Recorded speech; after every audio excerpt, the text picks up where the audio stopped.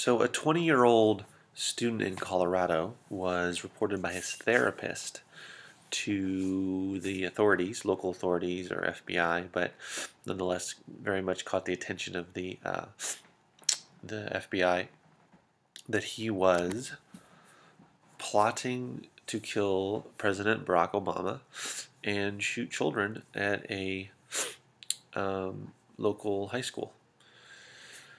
It says, quote, that his name is Mitchell Kusick, and he told his therapist that he stole a rifle from a relative's home and was planning to use that rifle to kill children, and he hoped for a gun battle with police.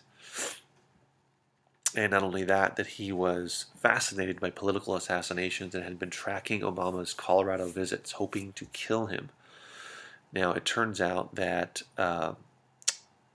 his father told authorities he feared his son would kill someone if he were released from a hospital where he had been kept on a mental health hold, and that he had been on a lot of antidepressants and whatnot. So the part about this story, or the reason that it's worth talking about, obviously, is that it was stopped before anything could happen. He was not able to shoot any children or to attempt or succeed in assassinating Barack Obama. But also, and also,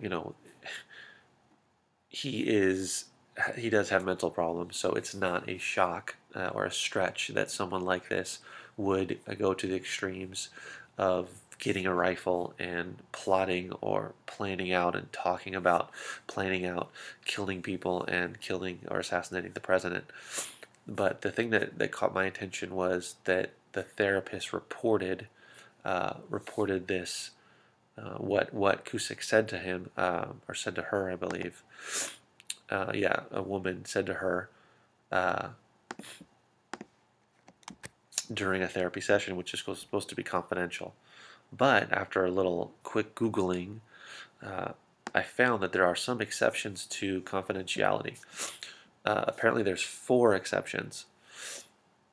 The first one is when you tell your therapist or lead him or her to believe that you intend to harm yourself. And the second one is when you tell your therapist or lead him or her to believe that you intend to harm someone else. Bingo, right? And then there's 2 more. When you tell your therapist of a situation in which a child, elderly person, or dependent adult may be being abused or neglected. And the last one is rare cases in which your therapist receives a court order to release information contained in your record. So, keep that in mind if you're at your therapy session and you're going to, just going to throw out there that you're intending or thinking about harming other people, because, you might end up landing in jail even if you haven't done anything. I mean, in terms of, getting a rifle, etc., getting a gun. So, to make a long story short, it's a good thing that this guy is, the guy doesn't need to be in prison. The guy needs therapy. He needs to be in a mental institution. If you throw him in jail, throw him in prison, it's not going to help him very much. But unfortunately, that's where a lot of mentally disturbed people end up, in the local prison or federal prison or state prison, etc., in jail. But at least he wasn't able to harm anybody.